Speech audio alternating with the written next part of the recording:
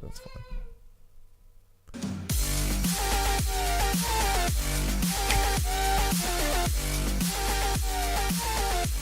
I'm Ryan Betson. I'm Josh Saunders. And we are the Pop Culturists, and this is our review of Mario Tennis Aces on the Nintendo Switch. So, we thought we'd do things a little bit differently this time. We thought being a tennis game would be fun to bounce between each other. So, Ryan's played the game. I've not. So, Ryan requested that I come in and just give him some questions. Serve you up some questions. Oh, well done. Well done. Right? So, that's exactly what we're going to do. First off, what is Mario Tennis Aces? So Mario Tennis Aces is the latest big first-party release from Nintendo for the Nintendo Switch. It's kind of not much more than it's a tennis game. All right. Like there are cool extra things that differentiate it as a tennis game, but it is plain and simply. That's what I'm going to need to know. So the last tennis game I've played, not just on a Nintendo product, but period, is Wii Tennis. We're talking about the Wii Sports. Wii Sports Tennis. Yep. Mm-hmm. How is this, other than having Mario there, how is this any different? So there are some differences in terms of the motion controls from your Wii Tennis days are there. They are an option, but they're not the only way to play, which is great. Outside of just hitting the ball like you would in Mario Tennis, you have the range. Like you would in Mario Tennis, like you would in Wii Tennis. Like you would in Wii Tennis. There are some variants to this. There is like the slice, the lob, where in Wii Tennis, it was just hit it however you wanted, and it just happened to hit it. There was no... You couldn't quite get the finesse of like a lob or, or you couldn't... You could do them, but you couldn't quite control how effective they were. You couldn't like do a cut and then it would cut. So what you're saying is this is quite skill based. There is the potential for some skills based in there. And now in addition to the standard 3 ways of hitting, there are like special moves. There are moves where you can dart yourself across the court. So if a ball goes a little bit that way, using a built up energy system.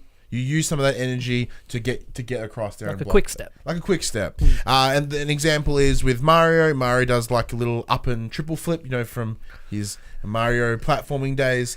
And Koopa Troopa, my man, goes into his shell, scoots across that, and goes pop, where Yoshi goes into an egg. The egg shoots across and breaks open. Okay, so you've said Mario, Koopa, and Yoshi. Yes. How big is the roster? The roster is huge. When I say huge, it's not like super huge. Smash Brothers level of huge? Oh fuck! Which is going to have like 68 characters or something. Yeah, no, like it is that. not. It is not the 63 huge of Mario Tennis. Mario Smash Brothers. Your core characters. Yeah, so obviously your big ones are there. You've got your Mario, your Luigi, your Bowser, Yoshi, Koopa Troopa. As I mentioned, is a tournament exclusive. You can only get him for a certain period of time, and Kirby.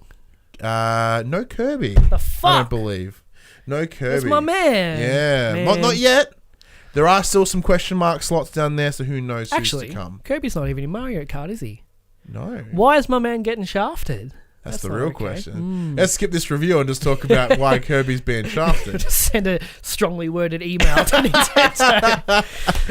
Speaking of shafted, unlike Super Mario Smash, this does have Waluigi, who I come to learn did make his first appearance in Mario Tennis, like way back. It's Wario's bro. Yeah, right? his bro, his cousin. There's a weird grey area on who he is or why he's around. Like a family tree of the Mario fans. Just see what the fuck is going on. So, okay, tennis. Now, I forgot to mention earlier as well, with the... so you do have the energy power that will allow you to jump across the court. There are also... Consider them like ultimate moves, where you do a relatively unblockable attack. Right. That could either just slamming it down the middle or it just wows into the person, and that like a body shot gives you the point, that sort of stuff. Really? Body shot gives you the point? Yeah. Ooh. So you do have the potential to deflect or block these super shots, but your rackets do have... Don't say durability. They do have durability. Oh my god. Yeah. How do you get it back? You don't. If you can have a couple of rackets with... Yeah, you have a couple of rackets within the gives within a literal the term to backhand. Yeah, it's like there you go, it's gone. So you can have a couple of rackets in the one game. So like each racket will have 3 sort of unblockable breaks, I guess, that can take away. So if you take 3 of those big hits and you're only got the one racket, you're done. So strategically, you have to decide: is it worth me blocking this, or am I better off? Exactly, am I worth? So that adds that little bit more to it than just hitting of the ball. It does add that little bit of like, I could block this, but I can run that risk of breaking my racket, then I'm going to lose out. There is a lot of balance between how using that energy for like saving the energy for that big hit, or using it to be better in the sort of the base bit system. more consistency. Yeah. Or you can save it all up to get that one. So tennis, we all know what tennis is, but like game modes. What do we got? Game modes. Okay, so obviously you've got your local play, which is your free play, you playing with buddies, which we used for our community Mario Tennis Aces tournament. Winner still not yet confirmed. There is also the adventure mode, which is really something. Literally think Avengers Infinity War. We're talking a gold tennis racket with the ability for 5 orbs, power orbs they're called. And that's really skitting the line on copyright. So the campaign is structured around you going around this world map, locating these 5 orbs in a relatively linear fashion. For what purpose? So in the opening cinematic, you see Luigi get possessed by this giant purple cloud because he holds the racket, and Wario and Waluigi are both there, and they're both possessed by this as well. So the whole idea. So the bad guys are even more bad now. Yeah. Okay. Yeah. And then you make your way through the world to get those power stones. So at the end, you get the 5 power stones. Does like half the Nintendo universe turn to dust? Or what? No. Link, no! Yeah. That's why Kirby's not there. No. Heartbreak. I hate And this spoilers for Infinity War. But like there are the adventure mode itself is all right. Like the opening cinematic makes it seem so much more epic than it actually is. It is very much just like What do you location, play tennis games dot location, wrecked. yeah. And like there are matches in there where you fight a boss or you fight another character, but there are also puzzles. And one of those puzzles, I wanted to murder somebody. Those were called the Reflection Room, which is in like Boo's mansion, and it was painful. I didn't like it at all. I remember why it was painful, because it's an auditory puzzle, and you were listening to a podcast while you were playing I'm like, it. why am I not beating this? And then I did have to Google it, and they're like, put your audio on, mate. Oh. Yeah, and I got it in one go. Like once I checked the audio up, got it done in the one. Like it's fine. And I really enjoyed my time with it just because it was just something different. So the opening cinematic is very misleading. You think there'd be a lot of cutscenes throughout, which there aren't. A lot of it is like there's a picture of the court in the middle, and then 2 little characters go, "Mah!" and then text, and text.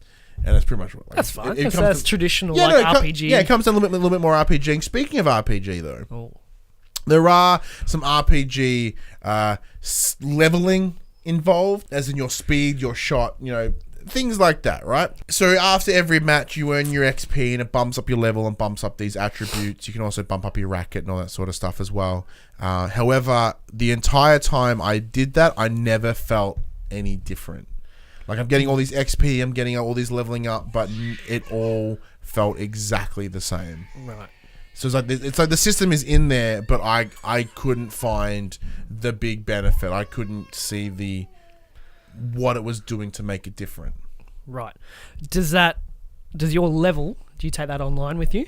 No, that's completely different. Okay, so the leveling is just for story. Online, everyone's like the same playing field. Correct. Yeah. So when you do have free, like free play, you also have ranked matches, you also have tournaments as well. So as mentioned with Koopa Troopa, the tournaments are currently giving away a free character, and throughout the rest of the year they're giving you characters that you can only obtain by entering a tournament. Now, you don't have to win. That's cool. I like that. You don't have to win that tournament. Just be a part of it. I went in there, got stomped, and Naturally. I'm like, here's Koopa. I'm like, thank you very much. I earned this. and that is the one thing I have found with it so far, is that in terms of the online, as you just get wrecked. Yeah, that's to be expected, I suppose. Yeah. See, I thought I was really good at Injustice too. I'm like, I got combos down. I'm fucking sweet. Go online. Not a chance. No. Not a chance. No. Yeah, like it has been a little while since this game has launched. We are a little late on getting this review out, just because we both started new jobs. Our priorities changed for a little bit. So you know, right now everyone that is online is like schmick, and like, I'm like super. yeah. Here I come in with my like level 1 total points accrued 40 versus this guy that's like level like something huge, points accrued 8,000. It's just the infinity symbol. Yeah, it's like 8,000. All right. Is there anything else you want to add? Look, it's fun. I think from a local gameplay perspective, if it's like you and me versus each other, super fun. Like that's where it's good when you're playing with friends and our tournament as well. Big fun, real cool. The adventure mode was fine for what it is. Could have been better?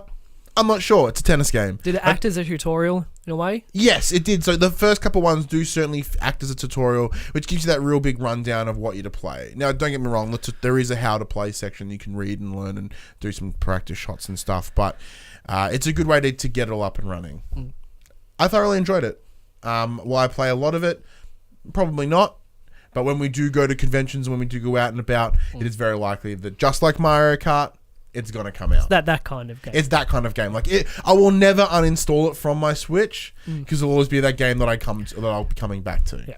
Someone comes over, show me something on the Switch. Cool. Let's go. We'll do some Mario Tennis. We'll do some Mario Kart, and then it's all good. And then later in the year, I'm gonna get pounded in Smash. Yeah. I'm not very good at Smash. As every year goes. As is tradition. As tradition. Brian getting pounded in Smash. But anyways, that is our review of Mario Tennis Aces on the Nintendo Switch. Let us know what you think. Comment below. Did you also get stomped? Are you that guy that beat the crap out of me in Mario Tennis Aces? I'd like to think that all be stompers. Yeah. You're the stompy. I'm the stompy. I'm just getting beaten. I'm just watching. And we should also mention as well, big thank you to Nintendo Australia for providing us the code for this game. And we do certainly appreciate that. Sure do. So until the next one, I'm Ryan Betson. I'm Josh Saunders. That was Mario Tennis Aces on the Nintendo Switch.